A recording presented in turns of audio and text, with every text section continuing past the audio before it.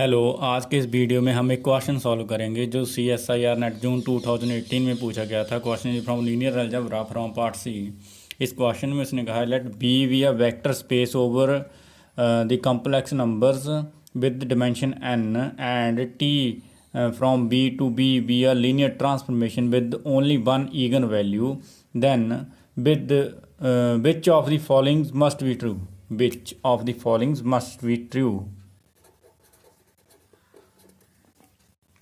Okay तो number 1 में वो कहता है t minus I is equal to 0 होगा, t minus I raise to power n minus 1 is equal to 0 होगा, t माइनस आई की पावर n करने पर 0 होगा, t माइनस आई की पावर 2n करने पर 0 होगा। ओके तो यहाँ पर हमें t फ्रॉम b से b जो है लीनियर ट्रांसफॉर्मेशन दी गई है। लीनियर ट्रांसफॉर्मेशन की ये प्रॉपर्टी आपको पता होगी, ये ग्रेजुएशन लेवल का काम है।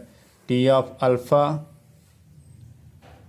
x plus beta Y is equal to होना चाहिए alpha into T of X plus beta into T of Y. ये लीनियर प्रॉपर्टी होती है। तो यहाँ पर उसने ये कहा है कि ये लीनियर ट्रांसफॉर्मेशन है, तो इसका मतलब ये वाली जो है ट्रांसफॉर्मेशन इस प्रॉपर्टी को सेटिस्फाई करेगी। और यहाँ पर एक चीज़ उसने और कही है कि डिमेंशन ऑफ बी जो वेक्टर स्पेस दी है उसकी डिमेंशन कितनी है, n है। ओके तो t फ्रॉम b से b है, हमें पता है ये एक मैट्रिक्स रिप्रेजेंटेशन होगी।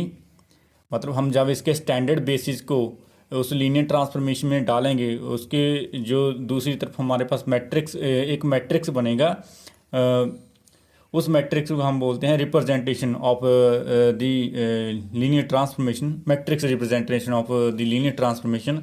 ओके तो वो जो मैट्रिक्स होता है उसका ऑर्डर कितना होता है। अगर इसका ऑर्डर मतलब इसका ऑर्डर इसकी डिमेंशन n हो और इसकी डिमेंशन m हो, तो जो वो मैट्रिक्स रिप्रेजेंटेशन होती है t की, उसकी जो डिमेंशन मतलब ऑर्डर है वो होता है m/n। तो यहाँ पर उसने इसकी डिमेंशन भी n दी है, इसकी डिमेंशन भी n ही दी है। तो जो मैट्रिक्स बनेगा मतलब मैट्रिक्स रिप्रेजेंटेशन होगी, matrix representation of linear transformation this of t is the matrix of order n/n। क्यों? क्योंकि इसकी भी डिमेंशन n है, इसकी भी डिमेंशन n है, तो जो मैट्रिक्स रिप्रेजेंटेशन बनेगी उसका ऑर्डर n/n होगा। तो अब हमें उसने एक और बात कही है कि जो वो मैट्रिक्स रिप्रेजेंटेशन है उसकी जो ईगन वैल्यूज़ हैं वो सिर्फ 1 ही है। 1 is the only again value of again value. Okay so ये जो मैट्रिक्स बनेगा इसकी ईगन वैल्यू सिर्फ और सिर्फ 1 ही है। तो इसका मतलब जो उसकी कैरेक्टरिस्टिक इक्वेशन बनेगी वो ऐसी होगी, x minus 1 raise to power n होगी, क्योंकि वो n ऑर्डर का मैट्रिक्स है, उसकी ईगन वैल्यू 1 ही है और कोई मतलब नंबर नहीं है जो उसकी ईगन वैल्यू होगी। तो इसका मतलब जो x minus 1 raise to power n है ये इस मैट्रिक्स की कैरेक्टरिस्टिक इक्वेशन होगी। ओके तो हमें एक थ्योरम पता है, कैले हैमिल्टन थ्योरम। उस थ्योरम के अकॉर्डिंग तो every matrix satisfies its own characteristic equation. तो यहाँ पर हमारे पास जब हम t को यहाँ पर डालेंगे t minus I raise to power n is equal to 0 होगा, क्योंकि जो मैट्रिक्स है वो अपनी ही कैरेक्टरिस्टिक इक्वेशन को सेटिस्फाई करता है।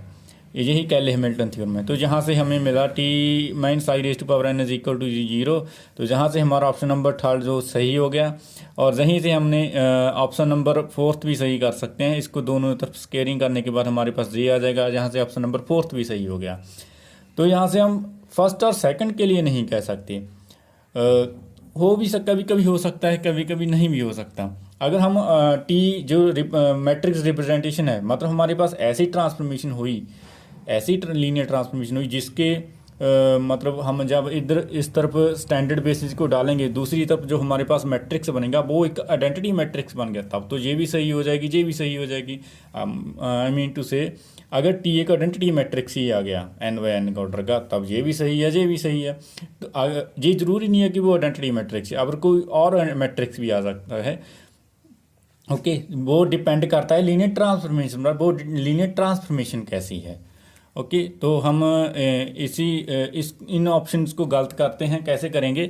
मान लीजिए हमारे पास कोई ऐसी ट्रांसफॉर्मेशन हुई, हम n को 2 लेकर चलते हैं। n को हम सपोज करते हैं, मैं ऐसे नए पेज हम क्या करते हैं, हम n को 2 ले लेते हैं, n को हम ले लेते हैं 2।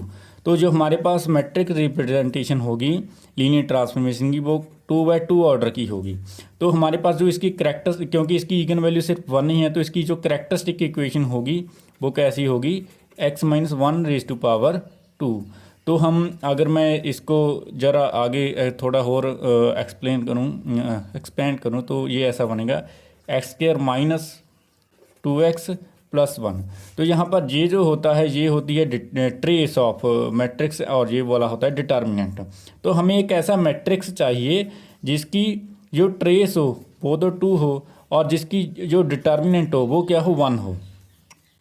ओके, तो हम क्या करते हैं, टी को एक ऐसा मैट्रिक्स ले लेते हैं 2 - 1, इसकी जो ट्रेस है 2 0। अब इसकी ट्रेस 2 होगी तो डिटर्मिनेंट जब आएगा वो ये 0 हो जाएगा, यहाँ से यहाँ ये वाला हमारे पास ये मैट्रिक्स आ गया। जो हमारा इस जिसकी जो आइगन वैल्यूज़ हैं वो 1 1 होगी, आप इसको चेक कर सकते हो। ओके, इसकी आइगन वैल्यूज़ 1 1 होगी। तो हम आगे देखते हैं t - i कितना आता है। मतलब हमने एक ऐसा मैट्रिक्स लिया, कोई लीनियर ट्रांसफॉर्मेशन होगी ऐसी भी जो जे मैट्रिक्स बना देगी। अगर नहीं बनाएगी तो कोई हम और मैट्रिक्स ले लेंगे।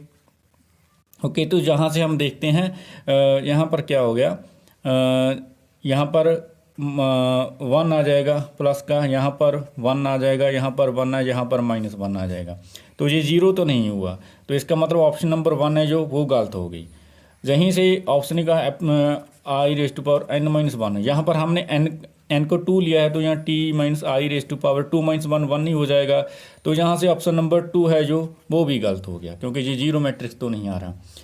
अगर कोई ऐसी ये डिपेंड करता है ऐसा मैट्रिक्स बनना लीनियर ट्रांसफॉर्मेशन पर। अगर हमारे पास कोई ऐसी लीनियर ट्रांसफॉर्मेशन है ना आई जो ऐसा मैट्रिक्स रिप्रेजेंटेशन बनाती हो, तो हम और भी तो मैट्रिक्स ले सकते हैं।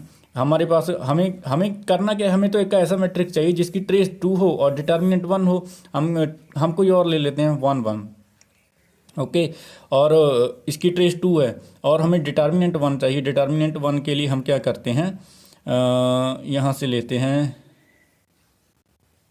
इसकी ट्रेस भी 2 है। चलिए ये तो आइडेंटिटी ही बन जाएगा, हम कुछ और ले लेते हैं। यहाँ ले लेते हैं 3, यहाँ पर ले लेते हैं -1। अब इसकी ट्रेस कितनी है, 2 है। हमें डिटर्मिनेंट चाहिए 1, यहाँ से -3 आएगा और हमें चाहिए 4, ये ले लीजिए। ओके, यहाँ से आएगा -3 और यहाँ से हम अब करेंगे इसको, वो कितना आएगा, 4 आएगा। -3 + 4 = 1 हो जाएगा। तो ये वाला मैट्रिक्स भी बन सकता है। हमारे पास कोई ऐसी लीनियर ट्रांसफॉर्मेशन होगी वो जो जिसकी जो मैट्रिक्स रिप्रेजेंटेशन है वो ऐसी बन जाएगी, मतलब जिसकी एंट्रीज ऐसी होंगी। तो ये एक ऐसा मैट्रिक्स है जिसकी इगन वैल्यूज 1 1 है। ओके, पर ये वाला भी इससे भी फर्स्ट ऑप्शन गलत होगी, सेकंड ऑप्शन गलत होगी, आप हम देख सकते हैं। ओके, तो फर्स्ट और सेकंड हो भी सकता है, नहीं भी हो सकता। हम उसके लिए श्योर नहीं है कि वो होगा ही होगा, मतलब t - i हमेशा ही 0 होगा। ये वाला तो डिपेंड करता है हमारी लीनियर ट्रांसफॉर्मेशन वो कैसी है। ओके, तो यहाँ पर उसने हमें कुछ बताया ही नहीं कि वो कैसी है, तो हम ये नहीं कह सकते कि ये हमेशा ही 0 होगा, और ये भी जी हमेशा नहीं कह सकते कि हमेशा ही 0। हाँ, लेकिन ये ज़रूर 0 होगा, ये भी 0 होगा। तो यहाँ से ऑप्शन नंबर फर्स्ट भी गलत होगी, सेकंड भी गलत होगी। Thank you.